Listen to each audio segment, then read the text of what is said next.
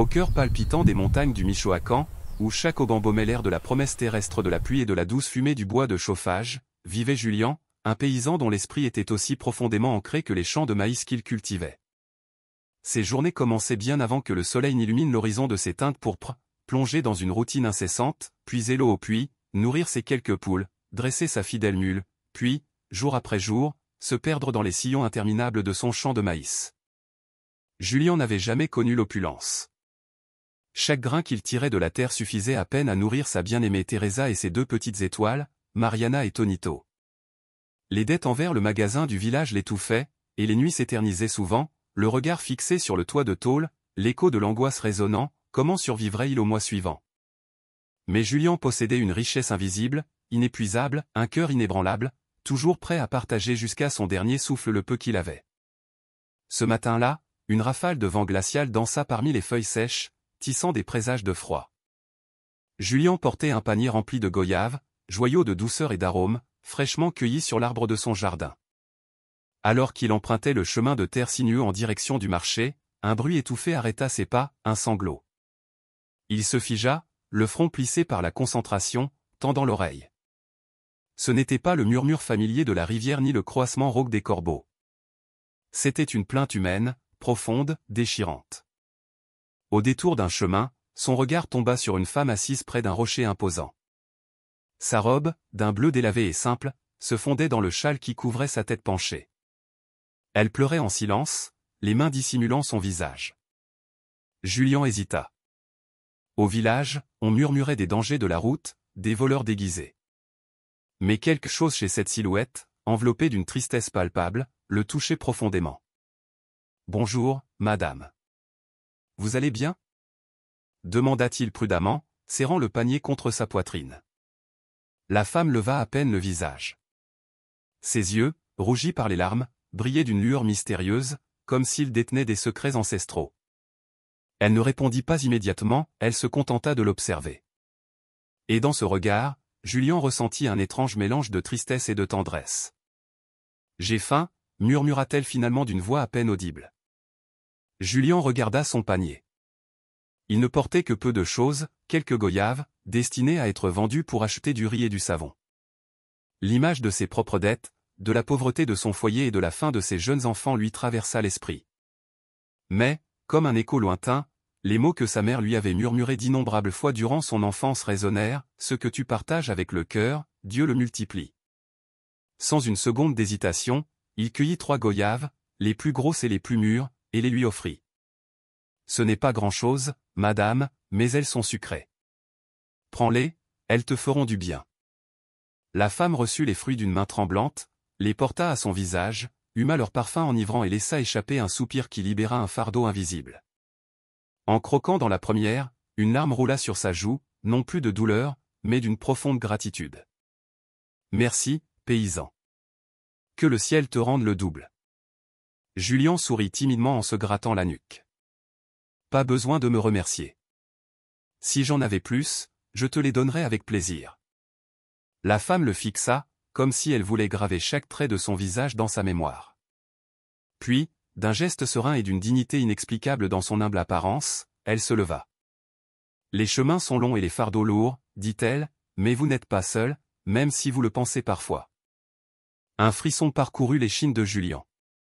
Il ne comprenait pas pourquoi ces mots, si simples en apparence, s'enfonçaient si profondément en lui. « D'où venez-vous, madame ?» demanda-t-il, tentant de percer le voile du mystère. « De loin et aussi de près, » répondit-elle énigmatiquement, avant d'ajouter, « Continuez à partager le peu que vous avez et vous verrez des merveilles là où d'autres ne voient que misère. » Le paysan cligna des yeux, confus. Au moment où il voulut insister, la femme avait déjà fait quelques pas, s'éloignant calmement vers un sentier qui s'enfonçait dans les bois. Julian la suivit du regard jusqu'à ce qu'elle disparaisse. Lorsqu'il reporta son regard sur son panier, il fut paralysé par la surprise. Les goyaves semblaient intactes, comme si aucune n'avait été livrée. Il se frotta les yeux, incrédule. Avait-il tout imaginé? Non, les fruits avaient disparu depuis un instant. Le cœur battant, il serra le panier contre lui et reprit sa route vers le marché, tandis que les paroles de cette femme en larmes résonnaient dans son esprit, « Tu n'es pas seul. » Le soleil commençait à réchauffer la terre, baignant les champs de maïs de lumière. Julien marchait d'un pas hésitant, un tourbillon de doutes et d'émerveillement l'envahissait. Quelque chose en lui avait changé, une transformation qu'il ne pouvait expliquer, seulement ressentir. Cette rencontre l'avait marqué à jamais. Cet après-midi-là, à son retour, Teresa l'accueillit en fronçant les sourcils. « Et les soldes » demanda-t-elle en s'essuyant les mains sur son tablier. Julien hésita un instant. Il ne pouvait pas tout lui dire, il avait peur qu'elle le prenne pour un fou. « Eh bien, j'ai fait comme ci comme ça. J'en ai vendu quelques-unes, assez pour rapporter ça, dit-il en brandissant un petit paquet de riz. » Sa femme soupira de profonde résignation. Les enfants, quant à eux, coururent le serrer dans leurs bras avec une joie innocente. Tandis qu'ils dînaient en silence, Julien repensa aux yeux brillants de cette femme, à ses larmes se transformant en sourires, et à l'étrange sensation d'avoir donné quelque chose de sacré sans même s'en rendre compte. Ce soir-là, en se couchant, sa voix douce résonna à nouveau dans sa mémoire, « Continue à partager le peu que tu as. » Il se tourna et se retourna sans cesse sous les couvertures, se demandant qui était vraiment cette femme et ce que signifiait leur rencontre. Ce que Julien ignorait, c'est que cette expérience n'était que le début d'un chemin semé d'épreuves, où sa foi, sa générosité et sa résilience se forgeraient dans le feu de l'action, et où chaque personne autour de lui jouerait un rôle crucial dans la transformation de sa vie. Cette première goyave partagée était la graine de quelque chose qu'il ne pouvait encore imaginer. L'aube suivante arriva, accompagnée du chant des coqs et d'un ciel chargé de nuages bas. Julien se réveilla, le corps fatigué, mais l'esprit agité. Il avait à peine dormi, car les paroles de la femme de la route résonnaient dans sa tête comme un écho incessant.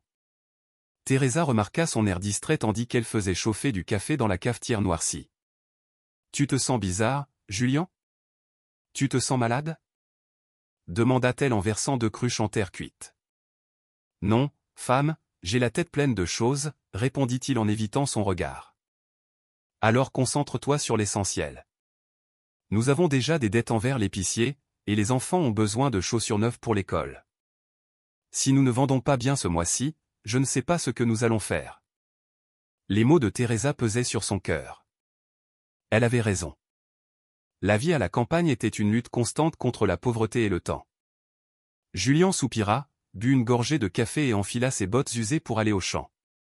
Le ciel gris laissait présager de la pluie. Il marchait parmi les sillons humides, sa mule tirant la charrue. Chaque retournement de la terre lui rappelait qu'il devait produire davantage, vendre davantage, survivre à la sueur de son front. Mais au milieu de tous ses efforts, l'image de la femme en pleurs lui traversa la mémoire, ses yeux brillants, ses paroles réconfortantes, le fruit qu'elle avait donné et retrouvé intact plus tard. Était-ce un rêve ? Se demanda-t-il doucement en pilant la terre sèche avec sa houe. À midi, il décida de se reposer sous un mesquite. Il ouvrit son sac à dos et en sortit des tortillas froides aux haricots, son repas simple habituel.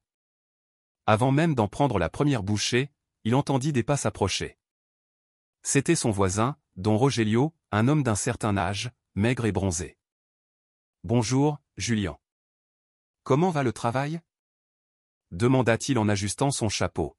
« Eh bien, comme toujours, on se bat pour la terre, » répondit-il avec un sourire forcé. Don Rogelio s'assit à côté de lui et sortit un morceau de fromage de son sac. « Voilà. Tu ne peux pas travailler seul avec des haricots, n'est-ce pas ? » Julien le remercia et partagea ses tortillas. Pendant qu'il mangeait, il osa lui raconter ce qui lui était arrivé en chemin vers le marché. « J'ai vu une femme pleurer.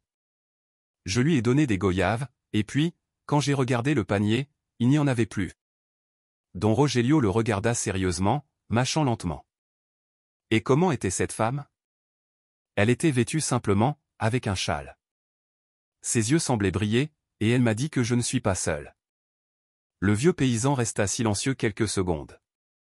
Puis il baissa la voix. « On dit que de bonnes âmes apparaissent dans ces montagnes. Certains disent que la Vierge elle-même apparaît aux humbles. Se pourrait-il que tu aies été béni ? » Julien frissonna. Il ne voulait pas exagérer, mais entendre cela le laissa sans voix. « Je ne sais pas, don Rogelio. Je sais seulement qu'à partir de ce moment-là, j'ai ressenti quelque chose de différent, comme si je devais donner plus que le peu que j'ai. Eh bien, si c'est le cas, prends soin de ton cœur. La pauvreté ne doit pas fermer l'âme, mais plutôt l'ouvrir, conseilla le vieil homme en se levant pour poursuivre son chemin. Ces mots hantent Julien toute la journée. L'après-midi, en rentrant en ville, il passa devant le magasin. Le commerçant, don Méliton, l'arrêta d'un air sévère. « Julien, ça fait 3 semaines et tu ne m'as pas payé. Je ne peux pas continuer à te faire crédit. Soit tu m'apportes de l'argent, soit la prochaine fois je ne te donne rien. » Les gens dans la file l'écoutaient, et Julien sentit ses joues lui brûler de honte. « Je ferai de mon mieux, don Méliton. Ne me refuse pas le riz. Les enfants en ont besoin, supplia-t-il. » Le commerçant grogna, mais lui tendit à contre-cœur un petit paquet. Julien partit, la tête basse, l'humiliation brûlante. À la maison, Teresa attendait avec impatience. Le commerçant a encore crié dessus. « Je ne supporte plus ces dettes. On devrait peut-être envoyer Mariana travailler chez Sonora Valeria. Elle paiera même si ce n'est que quelques pièces. » Julien serra les poings. Sa fille avait à peine 11 ans. L'idée de la voir servir dans une autre maison le rendait malade. « Non, Teresa, elle doit étudier. Je ne veux pas que son destin soit le même que le nôtre. »« Et alors ?» demanda-t-elle, les yeux embués de larmes. Julien ne savait que dire. Il s'enferma un instant dans la cour, les yeux fixés sur le ciel qui commençait déjà à pleuvoir. Il se souvint de la femme en pleurs et de ses paroles, « Continue à partager le peu que tu as. » Comment pouvait-il partager alors qu'il n'y en avait même pas assez pour lui-même? Cette contradiction le déchirait. Le lendemain, alors qu'il ramassait du bois dans les montagnes, il entendit des voix d'enfants. Il s'approcha et vit 3 petits jouer au bord de la rivière. Leurs vêtements étaient sales et leurs pieds nus. Il les reconnut, les enfants d'une veuve du village, Doña Ramona, qui survivait à peine en vendant du pain sucré sur la place. Les enfants semblaient affamés. Julien fouilla dans son sac à dos et trouva des tortillas froides qu'il avait gardées. Il les leur offrit sans hésiter. « Tiens, les enfants. Ce n'est pas grand-chose, mais ça vous apaisera. » Les enfants dévorèrent la nourriture avec des sourires sincères. Et même si Julien savait que son dîner serait moindre ce soir-là, il ressentit une étrange joie au cœur. Cet après-midi-là, en rentrant à la maison, Teresa le regarda avec surprise. « Pourquoi es-tu rentré sans ton sac à dos ? » « Je l'ai partagé avec les enfants de Ramona. »« Ils avaient faim, » répondit-il calmement. Teresa secoua la tête, désespérée. « Et nous, Julien ? Qui pense à tes propres enfants ?» Il ne répondit pas. Il resta assis en silence, tandis que Mariana et Tonito l'entouraient de leurs embrassades innocentes. Peut-être ne comprenaient-ils pas la gravité de la pauvreté, mais leur regard était empreint de confiance. Cette nuit-là, le vent soufflait violemment sur le toit en tôle. Julien ne parvenait pas à dormir. Il ferma les yeux et, dans l'obscurité, il sentit à nouveau cette douce présence, comme un murmure en lui, « Quand on donne avec le cœur, on ne perd pas, on gagne la vie. » Il frissonna et serra les couvertures, ne sachant pas si c'était son imagination ou la voix de cette femme mystérieuse. En vérité, il ressentait de plus en plus le besoin de l'écouter et de comprendre ce que tout cela signifiait. Le lendemain, Julien allait devoir affronter une nouvelle épreuve, encore plus difficile, où pauvreté et espoir s'affronteraient de front. Le 3e jour après cette rencontre, Julien se réveilla le cœur battant. Le petit matin avait été agité. Tonito, son plus jeune fils, toussait sans arrêt et son front brûlait de fièvre. Teresa passa la nuit à ses côtés, humidifiant un linge pour lui rafraîchir la tête, mais la chaleur persistait. « Julien, ce n'est pas qu'un rhume, » dit Teresa d'une voix brisée. L'état du garçon empire. Il faut l'emmener chez le médecin. Julien hocha la tête, même s'il connaissait la difficulté. Le médecin demandait cher, et ils avaient à peine quelques pièces dans la boîte en bois où ils gardaient leurs économies. Il caressa le front du petit garçon qui délirait dans son sommeil. « Tiens bon, mon garçon. On trouvera bien une solution, » murmura-t-il plus pour lui-même que pour le garçon. Dès le lever du jour, il se rendit sur la place avec un panier de maïs et de haricots, espérant vendre quelque chose pour réunir suffisamment d'argent. Cependant, le marché était calme ce jour-là. Les pluies avaient endommagé de nombreuses récoltes et tout le monde était dans le même besoin. « Je suis désolé, Julien, je ne peux pas acheter chez toi aujourd'hui, » dit don Pedro, un voisin qui comptait habituellement sur lui pour son maïs. « J'ai à peine de quoi nourrir ma famille. » Découragé, il rentra chez lui avec son panier presque plein. Teresa l'attendait, l'air angoissé. « Et l'argent » demanda-t-il presque à voix basse. « Rien, femme.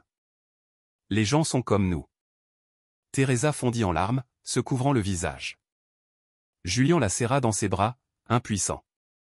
Il n'y avait pas de plus grande douleur que de voir un enfant souffrir et de ne pouvoir le soulager.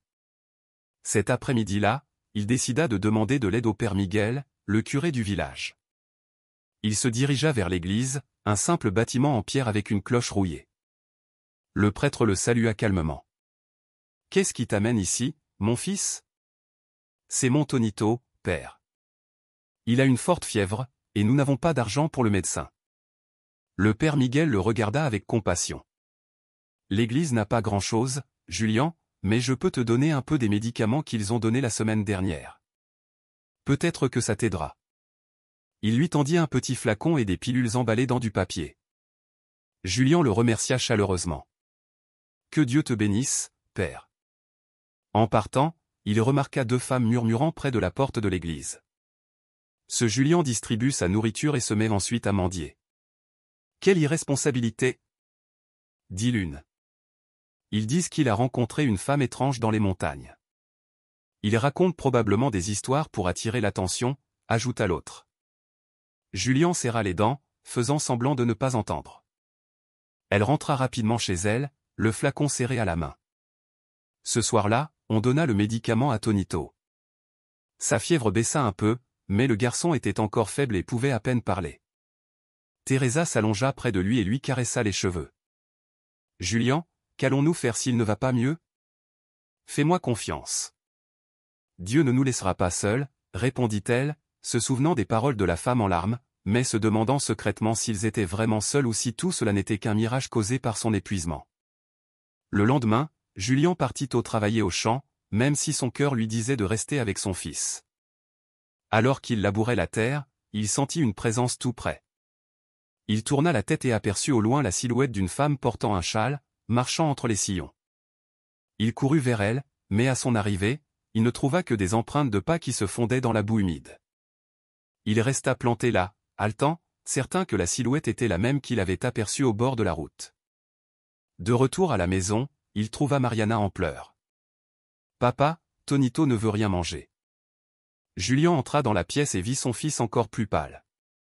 Il s'agenouilla près de lui, lui prenant les mains froides. Puis il se souvint des goyaves qu'il gardait encore dans le panier. C'étaient les mêmes que ce jour-là, fraîches comme fraîchement coupées. Il en prit une et la cassa en petits morceaux. « Mon fils, goûte ça. Elles sont sucrées, elles te donneront des forces. » Avec effort, Tonito en mordit un petit morceau. Peu à peu, il mangea davantage.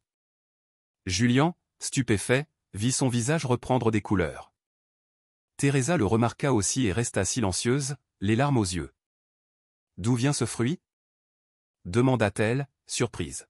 « C'est le même que j'ai apporté au marché l'autre jour, » répondit-il, incapable de s'expliquer. Teresa le regarda d'un air incrédule, mais n'insista pas. Cette nuit-là, Tonito dormit plus paisiblement. Sa fièvre baissa et, bien qu'il fût encore faible, il respirait mieux. Le lendemain, alors que Julien allait chercher de l'eau au puits, il croisa Doña Ramona, la veuve. « J'ai entendu parler de votre fils, Julien. Si vous avez besoin d'aide, je peux m'occuper de Mariana pendant que vous travaillez, » lui proposa-t-elle. « Merci, Doña Ramona. Que Dieu vous bénisse. » Ce geste le toucha. Il n'y avait pas que des critiques. Certains apprécièrent aussi cette solidarité. Cet après-midi-là, alors qu'il revenait avec le seau plein, il entendit à nouveau un léger murmure, presque comme le vent dans les arbres, « Votre fils guérira, mais votre voyage ne fait que commencer. » Julien s'arrêta net, regardant autour de lui. Il n'y avait personne. Son cœur battait fort, entre peur et espoir. Il savait que quelque chose de plus grand l'entourait, même s'il ne le comprenait pas complètement. La seule chose qui était claire, c'était qu'il devait continuer à se donner, même si la pauvreté le poussait à bout. Ce qu'il n'imaginait pas, c'est que bientôt toute la communauté tournerait les yeux vers lui, et pas toujours avec bienveillance. Les jours suivants apportèrent un soulagement inattendu. Tonito commença peu à peu à reprendre des forces. Il pouvait désormais sortir du lit et demander des tortillas et des haricots. Mariana le rejoignait dans ses jeux, et Teresa, bien qu'encore fatiguée, souriait de son amélioration. Une gratitude silencieuse brûlait dans le cœur de Julien, mêlée d'étonnement. « Dieu merci, le garçon va mieux », disait Teresa chaque matin en allumant le poêle. Mais des rumeurs commençaient à se répandre en ville. Sur la place, certains commentaient que la guérison du petit garçon avait été trop rapide pour être due uniquement aux médicaments du père Miguel. D'autres affirmaient que Julien gardait un secret. Un après-midi, alors qu'il allait acheter du sel, il entendit deux hommes discuter près du magasin. On dit que le fils de Julien était sur le point de mourir et qu'il se met soudain à courir partout. Ce n'est pas normal. Peut-être qu'il utilise des remèdes de sorcellerie, ou qu'il est mêlé à des choses étranges. Julien pinça les lèvres et poursuivit son chemin. Il n'était pas du genre à se battre, mais ces mots le blessèrent. Il connaissait la vérité. Il n'avait fait que faire confiance et offrir le fruit qu'il avait partagé avec cette femme en larmes. Le même après-midi, il croisa Doña Ramona sur la place. Elle le regarda avec tendresse et lui dit « N'écoute pas les ragots, Julien. Je crois que ta générosité a été bénéfique. Qui partage ne repart pas les mains vides. » Ces paroles le réconfortèrent, même si elles ne dissipèrent pas complètement la tension qu'il ressentait. À l'église, après la messe, le père Miguel s'approcha de lui. « Je suis content de voir que Tonito va mieux. Souviens-toi que la foi déplace les montagnes, mon fils, mais sois prudent. On parle beaucoup quand on ne comprend pas ce qui se passe. Je sais, père, mais je n'ai rien fait d'extraordinaire. J'ai juste partagé le peu que j'avais. » Le prêtre le regarda intensément, comme s'il voulait lire dans son âme. Parfois, le divin se cache dans les petites choses. Prends soin de ce don. À son retour, Teresa l'attendait, l'air inquiet. Aujourd'hui, Doña Valeria est venue. Elle dit que les gens disent que nous avons quelque chose de spécial à la maison, que nous devrions peut-être emmener Tonito remercier le saint patron en public pour faire taire les rumeurs. Julien soupira. L'idée de révéler son fils ne lui plaisait pas, mais il comprenait que ses commentaires pourraient se retourner contre lui. Ce soir-là, alors que la famille dînait, on frappa à la porte. C'était don Rogelio, le plus vieux voisin. Il entra lentement, chapeau à la main. « Bonsoir, compadre. Je suis venu vous féliciter. J'ai vu le garçon courir et cela m'a fait plaisir. Mais fais attention, Julien. Dans ce village, quand quelqu'un se démarque, qu'il soit bon ou mauvais, il y aura toujours quelqu'un pour le critiquer. Merci pour le conseil, don Rogelio. Je ferai de mon mieux pour rester calme. » Le vieil homme acquiesça et partit. Julien resta pensif. Chaque mot semblait l'avertir d'un chemin qui ne faisait que commencer et qui ne serait pas facile. Le lendemain, au marché, une femme s'approcha de lui avec un garçon maigre aux bras osseux. « Sonneur Julien, j'ai entendu dire que votre fils a guéri rapidement. Pourriez-vous me donner un peu de ce que vous avez? Mon garçon est malade. » Julien resta sans voix. Que pouvait-il lui donner? Il ne portait que quelques citrouilles et un peu de maïs. Cependant, il se souvint de la voix qu'il avait entendue dans les bois, « Quand on donne avec le cœur, on ne perd rien. On gagne la vie. » Il prit 2 épis de maïs et les donna à la femme. « Je n'ai pas de médicaments, madame, mais voici de quoi nourrir votre fils. » La femme le bénit, les larmes aux yeux, et partit. Julien ressentit une étrange chaleur dans sa poitrine, un mélange de soulagement et de responsabilité. Plus tard, sur le chemin du retour vers les champs, il croisa la femme en pleurs, assise à nouveau sous un mesquite.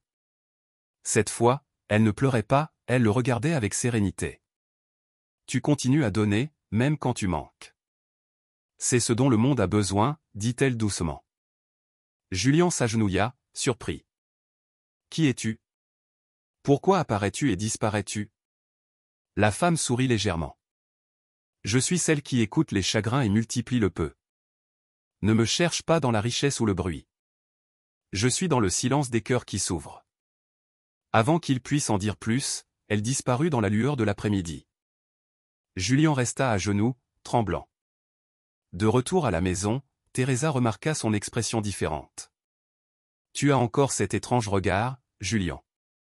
Qu'est-ce qui ne va pas? » « Rien, femme, j'ai juste l'impression que quelque chose de plus grand nous guide. J'espère que cela nous aidera aussi à sortir de nos dettes, répondit-elle, mi-plaisante, mi-sérieuse. Julien sourit, mais au fond de lui, il savait que sa vie changeait d'une manière qu'il ne pouvait même pas expliquer à sa propre femme. Les jours passèrent et la santé de Tonito s'améliora. Cependant, les rumeurs se répandirent en ville. Certains le qualifiaient d'homme de foi, d'autres de rêveur, d'autres encore de sorcier. Julien commençait à devenir le centre de l'attention, ce qui le perturba profondément. Une nuit, assis sous le ciel étoilé, il pensa en silence, « Si cela vient de Dieu, donne-moi la force d'endurer quoi qu'il arrive. Si ce n'est que mon imagination, donne-moi l'humilité de ne pas me perdre. » Ce que Julien ignorait encore, c'est qu'un défi plus grand allait bientôt arriver, un défi qui mettrait à l'épreuve non seulement sa foi, mais aussi l'unité de sa famille et la confiance de toute la ville. Le soleil tapait fort sur la vallée en contrebas lorsque la cloche de l'église se mit à sonner avec insistance. Julien était dans le champ, vérifiant les rangs de maïs, lorsqu'il entendit le carillon. Il essuya la sueur de son front et comprit que ce n'était pas la sonnerie habituelle pour la messe ou un jour férié. Quelque chose de grave se préparait. Il accéléra le pas avec la mule, traversant le chemin poussiéreux. Arrivé sur la place, il aperçut un groupe de voisins rassemblés devant l'atrium. Le père Miguel parlait d'un ton inquiet, tandis que les femmes murmuraient et que les enfants s'accrochaient aux jupes de leur mère. « Que se passe-t-il, père » demanda Julien en s'approchant. Le prêtre le regarda d'un air sérieux. « Une tempête a détruit les récoltes du village voisin. Leur famille meurt de faim. Elles viennent chercher de l'aide. » Un murmure parcourut le village. Certains grimaçaient, d'autres regardaient le sol, mal à l'aise. Personne n'ignorait qu'eux-mêmes survivaient à peine avec le peu qu'ils avaient récolté. « Et qu'allons-nous leur donner si nous souffrons aussi » Un homme cria en arrière-plan. « C'est vrai, on a à peine de quoi couvrir nos maisons, » répéta un autre. Le père Miguel leva la main, demandant le silence. « Je comprends leurs craintes, mais nous ne pouvons pas fermer nos cœurs. Le peu que nous partagerons sera un soulagement pour nos frères. » Le silence était pesant. Personne ne bougea. Julien sentit tous les regards braqués sur lui. Depuis que Tonito était rétabli, certains le considéraient comme un homme de miracle, d'autres le trouvaient naïf. Teresa, à ses côtés, murmura « Ne vous en mêlez pas, nous avons assez de nos dettes. » Mais au fond du cœur de Julien, les paroles de la femme en larmes résonnèrent « Continuez à partager le peu que vous avez et vous verrez des merveilles. » Il prit une grande inspiration, fit quelques pas en avant et parla d'une voix ferme. « Je donnerai ce que je peux. Ce n'est pas grand-chose, mais j'ai un sac de haricots. Si Dieu l'a multiplié une fois, il peut le refaire. » Un murmure parcourut la foule. Certains le regardèrent avec respect, d'autres avec moquerie. « Ce Julien est fou, il donne toujours ce qu'il n'a pas, » murmura l'un d'eux. « Peut-être que sa foi servira d'exemple, » répondit Donia Ramona en haussant la voix. Le père Miguel sourit et posa la main sur l'épaule de Julien. « Que Dieu bénisse votre générosité. » Quelqu'un d'autre se joint-il à nous ? Il y eut un long silence. Puis don Rogelio, le vieux fermier, s'avança lentement. « J'apporterai un sac de maïs. Ce n'est pas grand-chose, mais il vaut mieux partager que de voir un frère mourir de faim. » Petit à petit, d'autres mains se levèrent. Une femme offrit des tortillas, une autre des poulets, une vieille femme deux couvertures. Tout le monde ne participa pas, mais ce geste initial perça le mur de la peur. Cet après-midi-là, la place était remplie de paniers et de sacs. Les gens travaillaient ensemble, organisant leur récolte. Julien, en sueur, aidait à porter les ballots. Il ressentait une joie étrange. Bien qu'il ait donné le peu qu'il possédait, il se sentait plus riche que jamais. Lorsque la caravane de familles sans-abri arriva, la ville les accueillit avec la nourriture qu'ils avaient récoltée. C'étaient des hommes, des femmes et des enfants, aux visages fatigués et aux vêtements usés par la tempête. À la vue de l'aide, beaucoup fondirent en larmes. « Que Dieu vous bénisse », dirent-ils entre deux sanglots, en serrant les habitants dans ses bras. Julien observait tout en silence. Parmi la foule, il distingua au loin une silhouette féminine vêtue d'un châle bleu délavé. Elle restait là, sans rien recevoir, se contentant de regarder avec tendresse. C'était la même femme en pleurs. Il se fraya un chemin à travers la foule, mais lorsqu'il arriva sur place, elle avait disparu. À sa place, une petite fille lui tendit la main pour le remercier. Julien se pencha, lui caressa les cheveux et sourit, malgré les battements de son cœur. Ce soir-là, en rentrant à la maison, Teresa le regarda avec lassitude. « Julien, tu nous as donné notre sac de haricots. Que mangerons-nous maintenant ?» Il baissa les yeux. « Aie confiance, femme, nous ne manquerons de rien. » « Ta foi est grande, mais les enfants ne se nourrissent pas de paroles, » répondit-elle, presque en larmes. Mariana et Tonito, cependant, écoutaient attentivement. « Papa, on ne va vraiment pas se retrouver sans rien ?» demanda Mariana. Julien les serra fort dans ses bras. « Tant que nous aurons des mains pour travailler et un cœur à partager, nous ne serons jamais vides. » À l'aube, il se leva, affamé, et alla vérifier le panier dans la cuisine.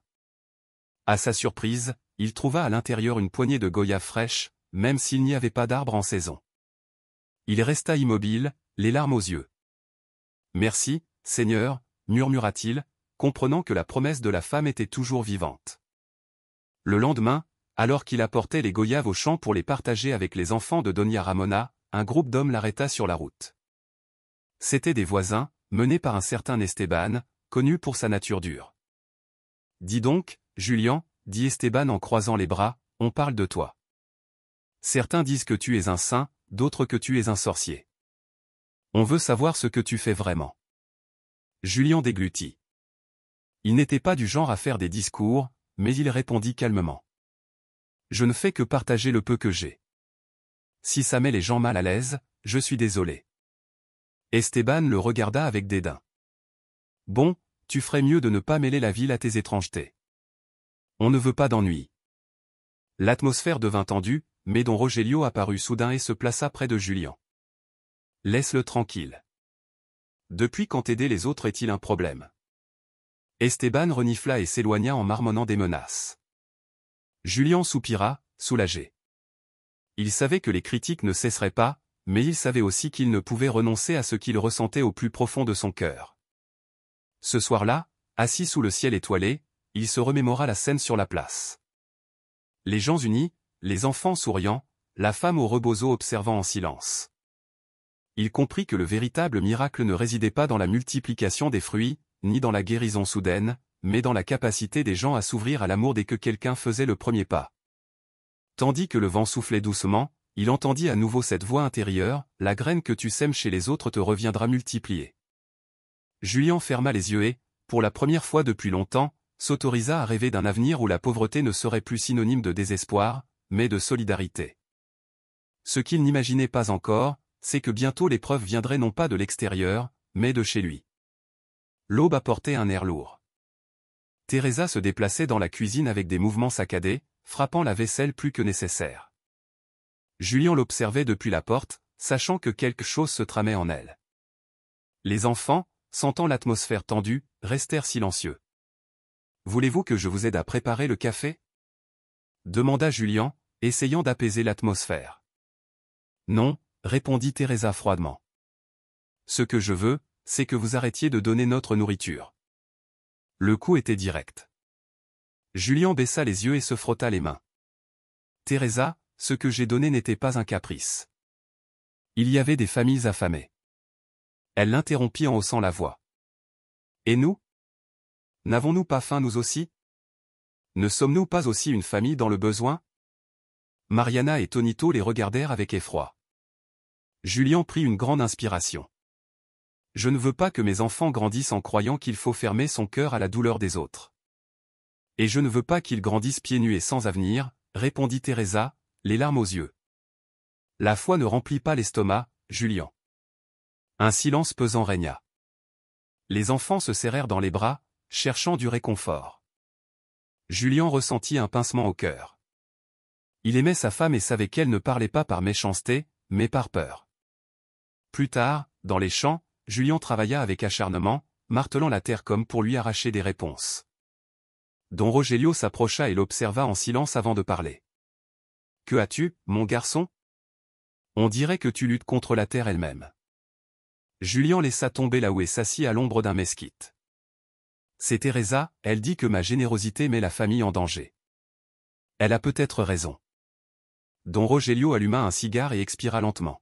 « Écoute, mon fils, la peur est naturelle. Ta femme pense à ses enfants, à la nourriture, aux dettes. Ce n'est pas un manque de foi, c'est l'instinct maternel.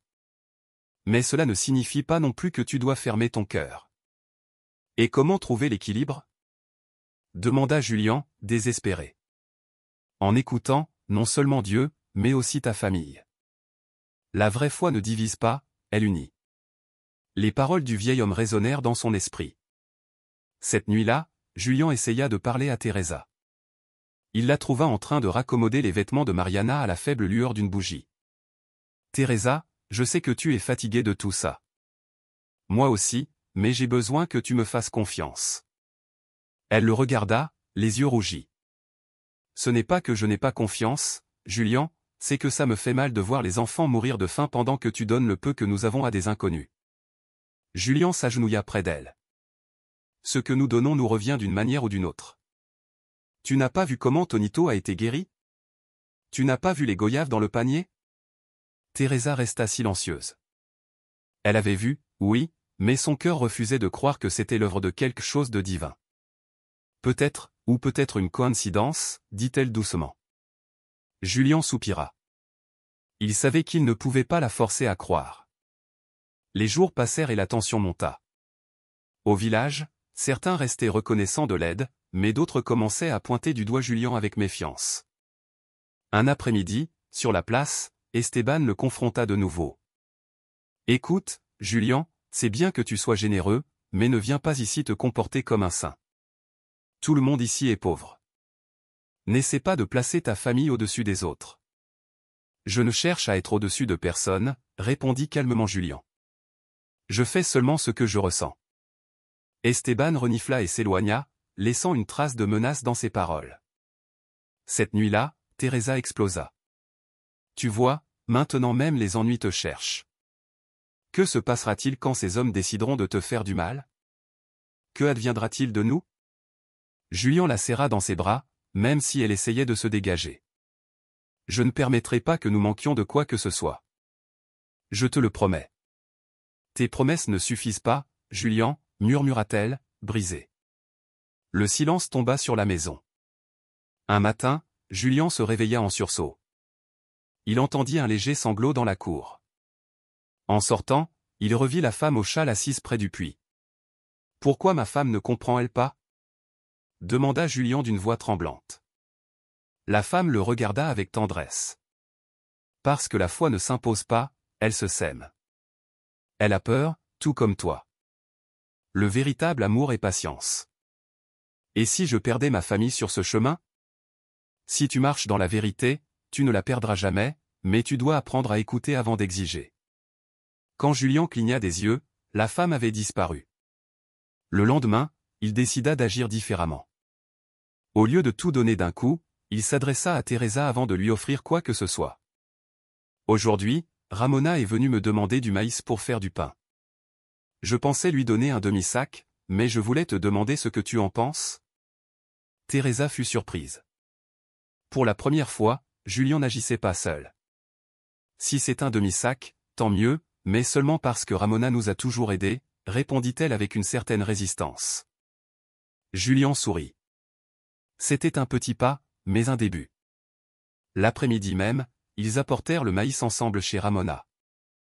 La veuve les accueillit les larmes aux yeux. « Que Dieu vous bénisse. Avec ça, je ferai du pain que je vendrai et que je nourrirai mes enfants. » Teresa, voyant l'étincelle dans les yeux des enfants de Ramona, se tut.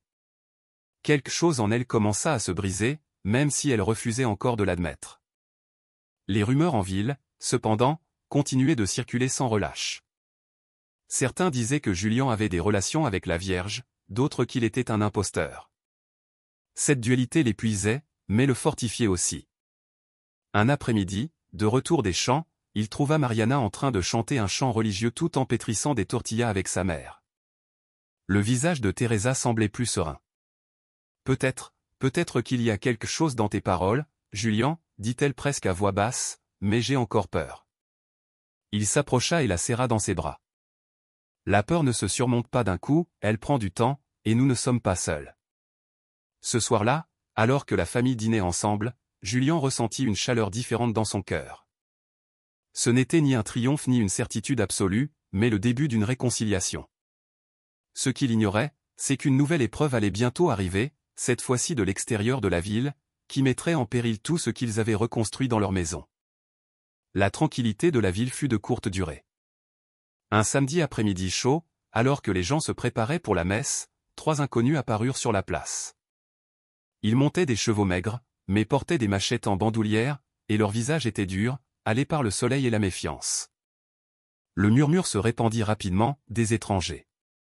Personne ne savait d'où ils venaient, même si certains disaient qu'ils venaient des montagnes, où des groupes volaient les récoltes et gagnaient leur vie en intimidant des communautés sans défense.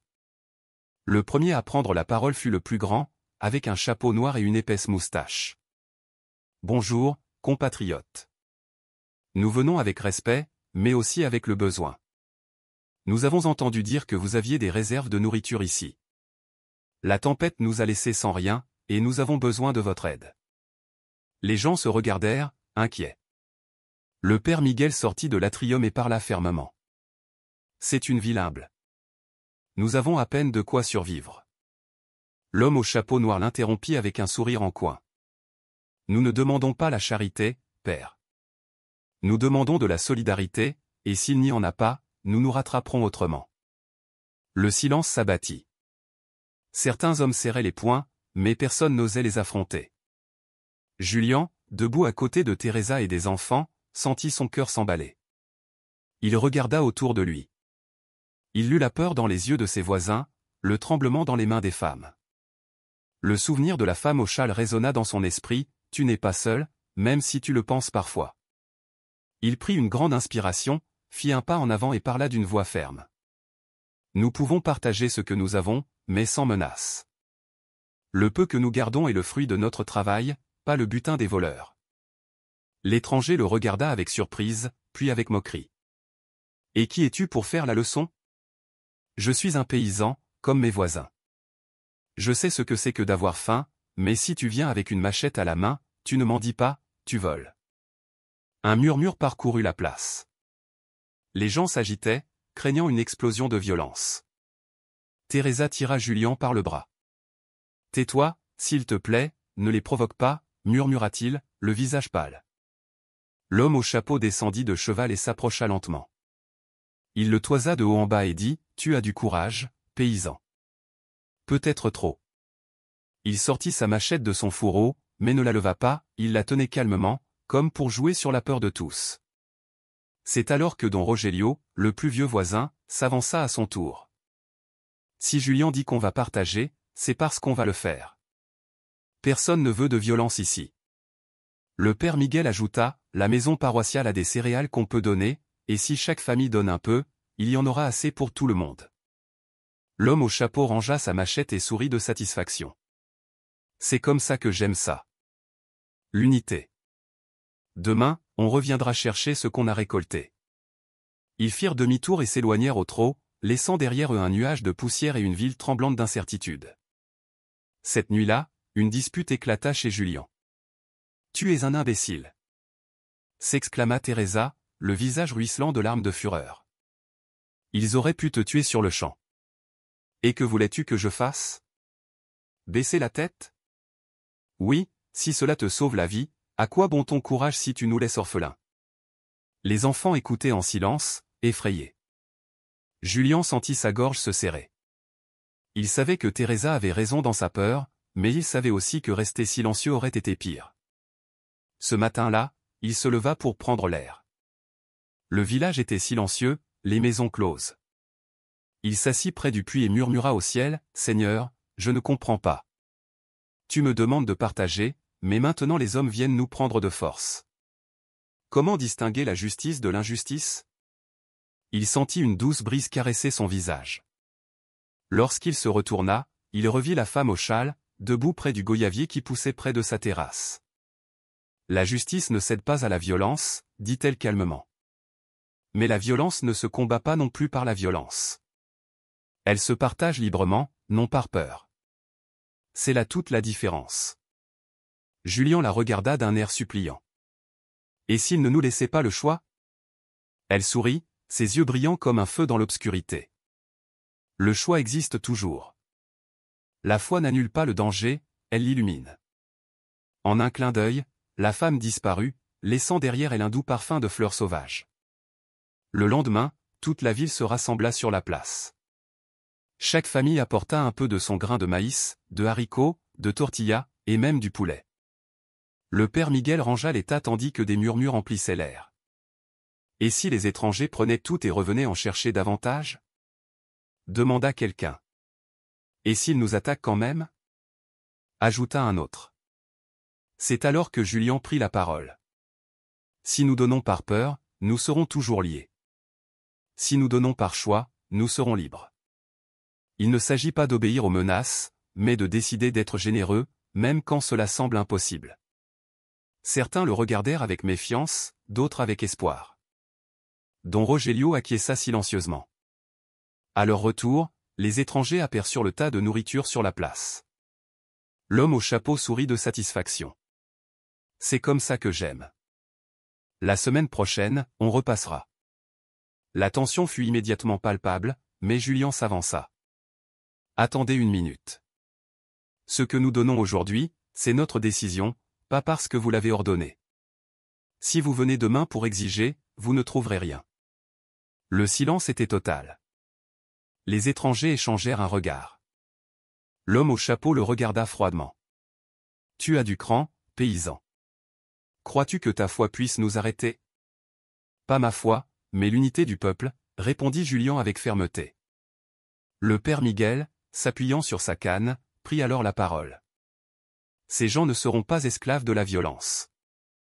S'ils viennent demander avec humilité, nous partagerons. Mais s'ils viennent avec des machettes, ils nous trouveront unis. Les murmures s'intensifièrent. Hommes et femmes s'avancèrent aux côtés de Julien et du prêtre. Même Teresa, le cœur battant, se leva avec les enfants. Les étrangers observèrent la scène. Ils s'attendaient à la peur et à la soumission, mais ils découvrirent autre chose, la dignité. Après quelques secondes d'une tension insoutenable, l'homme au chapeau fit claquer sa langue. Bon, prends ton courage à ta guise. Aujourd'hui, nous acceptons ton aide, mais n'oublie pas qu'en montagne, nous sommes toujours dans le besoin. Ils mangèrent un peu et partirent sans se retourner. Lorsque la poussière se dissipa, tout le village poussa un soupir de soulagement. Certains pleurèrent, d'autres s'étreignirent. Le père Miguel leva les mains. Aujourd'hui, nous avons gagné non pas contre des hommes armés, mais contre notre propre peur. Julien sentit une boule se nouer dans sa gorge. Teresa lui prit la main, encore tremblante. Je ne sais pas si tu as été courageux ou téméraire, mais aujourd'hui j'ai compris que la peur nous enchaînait plus que ses machettes. Il la serra fort dans ses bras. Cette nuit-là, tandis que le village dormait, Julien entendit à nouveau ce murmure dans son cœur, le vrai miracle n'est pas que le danger disparaisse, mais que l'amour l'affronte sans se perdre. Et il s'est rendu compte que ce qui avait commencé comme un petit acte de générosité se transformait en une mission beaucoup plus grande, éveiller la foi et l'unité au milieu de la pauvreté et de la peur. L'aube suivante apporta une atmosphère différente au village. Les hommes retournèrent au champ la tête haute, et les femmes allumèrent le poêle avec une pointe de fierté. Même si la peur persistait, la communauté avait découvert quelque chose d'inattendu, unis, ils pouvaient affronter même les étrangers les plus menaçants. Sur la place, les commentaires se multiplièrent. Je n'aurais jamais cru qu'on tiendrait tête à ces hommes, dit un jeune agriculteur. Sans Julien, on serait encore en train de cacher de la nourriture sous nos lits, répondit un autre. Don Rogelio, assis sur un banc en bois, hocha la tête. Ce n'est pas que Julien soit plus fort que nous, c'est qu'il nous a rappelé ce que nous avions oublié. Ensemble, on ne se laisse pas faire si facilement. Cependant, tout le monde ne partageait pas cette vision. Esteban, l'homme toujours méfiant, murmurait à chaque coin de rue, vous verrez, à cause de ce paysan rêveur, ces étrangers reviendront moins bien armés, et quand ils reviendront, nous regretterons de l'avoir suivi. Le doute commençait à germer dans certains cœurs. Pendant ce temps, chez elle, Teresa ne pouvait cacher son inquiétude. Elle préparait des tortillas d'un geste machinal, sans regarder Julien. « Tu crois vraiment que c'est fini ?» demanda-t-elle soudain. « Je ne sais pas, » répondit-il sincèrement. « Mais je pense que nous avons fait un pas important. »« Un pas vers plus de danger, » rétorqua-t-elle. « Si ces hommes reviennent et que nous n'en apportons pas assez pour les nourrir, que se passera-t-il » Julien resta silencieux. Il savait qu'il n'avait pas toutes les réponses. Il savait seulement qu'il avait ressenti en lui la certitude qu'il ne devait pas céder à la peur. Mariana, qui écoutait dans un coin, intervint clairement.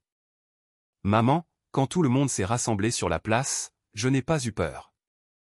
Je me sentais protégée. » Teresa la regarda avec surprise. L'innocence de sa fille la toucha profondément. Cet après-midi-là, le père Miguel convoqua une réunion à l'église. Les bancs étaient remplis de voisins, certains avec des expressions pleines d'espoir, d'autres avec des visages tendus. Le prêtre parla calmement. « Frères, ce que nous avons vécu hier nous a montré que la foi nous soutient et que l'unité nous donne de la force. Mais nous ne devons pas nous reposer sur nos lauriers. Nous devons nous organiser, nous soutenir les uns les autres pour que, lorsque les étrangers reviendront, ils ne nous prennent pas par surprise. » Un homme leva la main. « Et s'ils reviennent avec des armes, à quoi bon la foi alors ?» Le père Miguel regarda Julien, comme pour l'inviter à répondre. Le paysan se leva, nerveux mais déterminé. « La foi n'écarte pas le danger, je le sais, mais elle nous donne le courage de l'affronter. Si nous continuons à agir seuls, chacun pour son compte, ils auront l'avantage. Mais si nous restons unis, même les armes ne pourront nous priver de notre dignité. » Il y eut de timides applaudissements, mais aussi des murmures de méfiance. Esteban se leva, provocateur. « C'est facile de parler de foi quand on ne pense pas aux conséquences. Et si on mourait à cause de toi ? » « Ce n'est pas ma faute, ni celle de qui que ce soit, » répondit Julien fermement. « C'est notre façon de vivre. Soit on choisit de vivre dans la peur, soit on choisit de vivre dans la dignité. » Le silence s'abattit sur l'église. À la fin, le père Miguel conclut la réunion par une prière. Ce soir-là, en rentrant chez lui, Julien trouva Tonito en train de jouer avec une goyave qui semblait fraîchement cueillie. « Où as-tu trouvé ça ?» demanda-t-il, surpris. « Je l'ai trouvé dans le panier. »« Papa, il était encore plein, » répondit le garçon avec un sourire innocent. Julien resta bouche bée. Teresa le vit et baissa les yeux, tremblante. « Je ne comprends rien, Julien. Je ne sais pas si c'est un miracle ou une illusion. »« Peu importe comment tu l'appelles, » dit-il doucement. « L'important, c'est que nous ne manquions pas de l'essentiel. » Les jours suivants, Julien remarqua un léger changement dans le village. Les gens le sollicitaient pour des conseils, pour prier avec eux, ou simplement pour le remercier. Certains l'appelaient le fermier de la Vierge, d'autres l'homme aux goyaves. Cette réputation, cependant, mettait Julien mal à l'aise. Un après-midi, alors qu'il allait chercher de l'eau au puits, il confia à don Rogelio « Je ne veux pas qu'il me voie comme quelqu'un d'autre que moi. Je ne suis qu'un paysan. » Le vieil homme sourit. « Et c'est ce qui fait ta grandeur, mon fils. L'humilité attire, mais attention. L'admiration des uns peut se transformer en envie des autres. » Les paroles se révélèrent prophétiques. Quelques jours plus tard, Esteban rassembla plusieurs hommes mécontents. Ce Julien se croit éclairé, et le prêtre le soutient, mais finalement, quand les étrangers arriveront, il ne les arrêtera pas. Je dis que nous devons nous éloigner de lui, ne pas jouer son jeu. Des divisions commencèrent à se former. Certains voisins penchèrent pour Julien, d'autres pour Esteban. Le village, qui avait puisé sa force dans l'unité, commençait à se fracturer. Un soir, Teresa parla à Julien alors qu'elle raccommodait des vêtements. « Tu vois ce qui se passe. À cause de ta foi, il y a maintenant des bagarres entre voisins.